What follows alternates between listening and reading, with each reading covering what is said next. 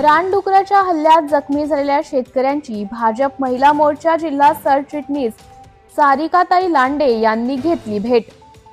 हिंगोली जिल्ह्यातील सेनगाव तालुक्यातील शिंदेफळ येथील रहिवासी असलेल्या भाजपा महिला मोर्चा जिल्हा सरचिटणीस सारिकाताई लांडे यांनी दिग्रसवाणी येथील रानडुकराच्या हल्ल्यात जखमी झालेल्या व्यक्तींची भेट घेऊन तब्येतीची विचारपूस केली।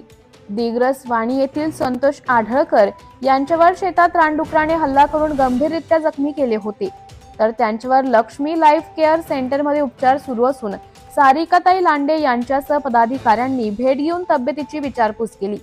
तसेच तात्काळ जखमी व्यक्तीला आर्थिक मदत देण्याची मागणी वन विभागाकडे केली आहे। हिंगोली जिल्हा प्रतिनिधी प्रदीप वाघ, हिंगोली।